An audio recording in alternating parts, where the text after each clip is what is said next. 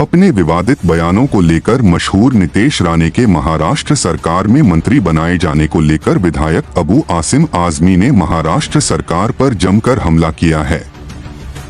उन्होंने सवाल उठाया है कि जो शख्स मुस्लिम समुदाय को मस्जिद में घुसकर मारने की धमकी देता है उसे ही सरकार मंत्री बनाएगी, तो कानून व्यवस्था पर कैसे विश्वास होगा।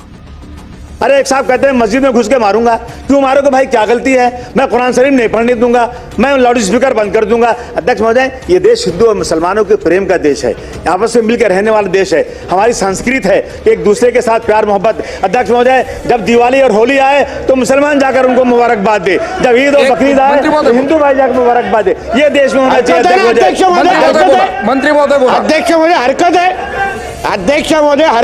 महोदय अबू आझमी जी जे बोलतायत त्यांना जास्त भाईचारा ह्या गोष्टी बोलतायत, त्याच्यात काय नाहीये। आम्हाला त्यांचं भाषण ऐकायचंय, कारण आता आम्ही मंत्री झालोय, आता आम्ही ऐकणार। एक मिनट अध्यक्ष, ये मोहन भागवत साहब को मानते हैं कि नहीं मानते हैं? आदरणीय मोहन भागवत साहब ने कल ही कहा है ये नेता लोग जो है ना अपना कद बढ़ाने के लिए ये सब कर रहे हैं। ये श्री मोहन भागवत जी की बात है, बंद करो ये सब चीजें। अध्यक्ष महोदय, अध्यक्ष महोदय, मैं मुख्यमंत्री जी बैठे हैं, मुझे बहुत खुशी है कि मैं उनके सामने कुछ बोलना चाहता हूं।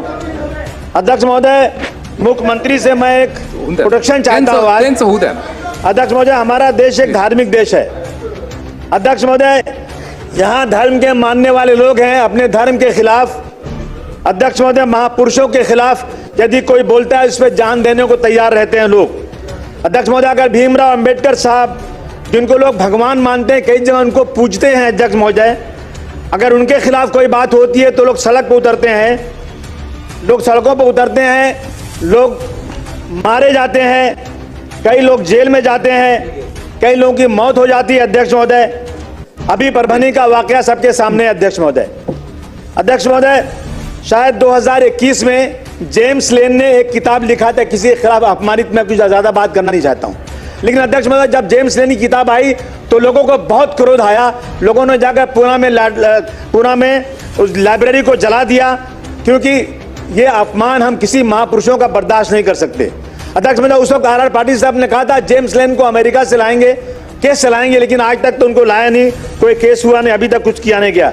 अध्यक्ष महोदय, इस तरह त्रिपुरा में एक मस्जिद पे हमला हुआ, कुरान शरीफ जलाया गया, हुजूर सल्लल्लाहु अलैहि वसल्लम के खिलाफ, नामुसे रिसालत के खिलाफ हुआ। तो अध्यक्ष महोदय, मालेगांव में, नांदेड़ में, अमरावती में लोग सड़क पर उतरे। अध्यक्ष महोदय, उसमें मालेगांव में 70 लोग 1 साल तक जेल में रहे, अगर नांदेड़ में लोग जेल में रहे। अध्यक्ष महोदय, मेरा कहना है कि अगर हमें लॉ एंड ऑर्डर को दुरुस्त करना है तो मुख्यमंत्री जी, मैं आपसे निवेदन करता हूँ, हाथ जोड़ के आपसे निवेदन करना चाहता हूँ, 50% आपका लॉ एंड ऑर्डर नहीं दुरुस्त है तो आप बोल देना मुझे। अध्यक्ष महोदय, जब भी नवरात्रि आती है मस्जिद के सामने आकर के क्या जरूरत है वहां पर सर, वहां पर आके ये कहना कि इस देश में रहना है तो आपको जय श्री राम कहना है। अध्यक्ष महोदय, अगर कोई मना करता है, रुकिए अध्यक्ष महोदय, मुसलमानों को क्यों मजबूर किया जाता है? अध्यक्ष महोदय, गुंबद पर चढ़ करके वहां पर गेरुआ झंडा लगा दिया जाता है। अध्यक्ष महोदय, जिससे झगड़ा होता है, लड़ाई बढ़ती है।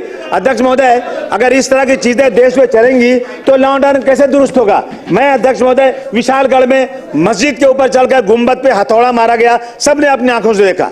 अध्यक्ष महोदय, मैं मुख्यमंत्री जी, मैं आपका ध्यान दिलाना चाहता हूं कि विशालगढ़ में मस्जिद में घुसकर कुरान शरीफ जलाया गया, वहां पर 45-50 लोगों का घर बिल्कुल तोड़ दिया गया। क्या गलती थी उनकी? अध्यक्ष महोदय, ये सिर्फ हिंदू और मुसलमानों के बीच में जिस तरह से झगड़ा कराया जा रहा है उस पर कहीं ना कहीं मुख्यमंत्री जी को आपको रोक लगाना जरूरी है। बांग्लादेश में हमारे भाइयों के साथ वहां पर जाति हो रही है, हम उसकी निंदा करते हैं, उसकी खुली निंदा होना चाहिए। लेकिन मेरे देश के अंदर अध्यक्ष महोदय, ट्रेन के अंदर एक पुलिस वाला मुसलमानों को निकाल के गोली मार देता है। अध्यक्ष, उसकी निंदा क्यों नहीं जोरदार तरीके से होती? क्यों नहीं हमारे और भाई सड़क पे उतरते?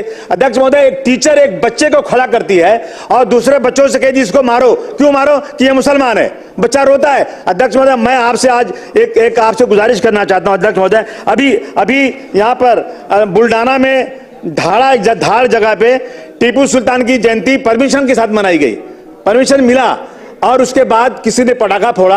अध्यक्ष महोदय, ऐसा वहां पर लड़ाई झगड़ा हुई, वो गरीब मुसलमान जिनके घर ही नहीं है, टीन का पार्टीशन है, उन घरों में रात को पुलिस घुस करके इतना 12 लोगों को जला दिया, प्रॉपर्टी जला दिया। अध्यक्ष महोदय, इन सब चीजों पर अध्यक्ष महोदय कहीं न कहीं रोक लगना चाहिए। अध्यक्ष महोदय, रात को 10 साढ़े 10 बजे घुस करके मारा गया और आरोपियों को कार्रवाई की गई। अध्यक्ष महोदय, मुस्लिम समाज के 28 लोग पकड़े गए, दूसरे समाज के 12 लोग, 7 लोग का नाम, उसमें 4 ही गिरफ्तार हुआ। अध्यक्ष महोदय, मेरा कहना है कि इन चीजों को कहीं न कहीं अध्यक्ष महोदय रोकना चाहिए। अगर आपको वाकई इस महाराष्ट्र के अंदर लॉ एंड ऑर्डर दुरुस्त करना है, आप देख लीजिए इन वजह से कितने झगड़े बढ़ते रहते हैं। आप एक बार एक कानून बना दीजिए। किसी ने किसी महापुरुष के खिलाफ बोला, किसी ने पैगंबर इस्लाम के खिलाफ बोला, किसी ने मंदिर मस्जिद का झगड़ा शुरू किया, किसी ने यह कहा कि इस देश में 20 लाख मुसलमानों को मार देना चाहिए। अध्यक्ष महोदय, मैं हाथ जोड़ के आपसे निवेदन करना चाहता हूं, मैं मुख्यमंत्री जी का ध्यान इधर चाहता हूं कि आप एक कानून बना दीजिए अध्यक्ष महोदय कि अगर किसी ने धर्म के खिलाफ या ऐसे महापुरुषों के खिलाफ बोला तो कम से कम ऐसा कानून बने कि उसकी जमानत ना होने पाए और कम से कम 2-4 साल जेल में रहे और 10 साल की सजा उसको होना चाहिए। अध्यक्ष महोदय, हिंदू मुसलमानों को आपस में भाईचारगी करना बहुत जरूरी है अध्यक्ष महोदय, इसलिए मैं आपसे गुजारिश करने आज आया हूं। अध्यक्ष महोदय, महल झोपड़ी सबका मुकद्दर फूट जाएगा अगर ये साथ हम हिंदू और मुस्लिमों का छूट जाएगा। दुआ कीजिए कि हमें प्यार के रिश्ते रहे कायम। अगर ये रिश्ते टूट जाएंगे मुख्यमंत्री जी, भारत टूट जाएगा। मेरा आपसे निवेदन है, आप आज एक वादा कर दीजिए कि आप एक ऐसा लॉ बनाएंगे, ऐसा कानून बनाएंगे जो धर्म के खिलाफ लड़ाई करने वालों को बहुत सख्त सजा मिलेगी। मैं आपको यकीन दिलाता हूं महाराष्ट्र का 50% लॉ एंड ऑर्डर दुरुस्त हो जाएगा। यह गुंडागर्दी खत्म होना चाहिए।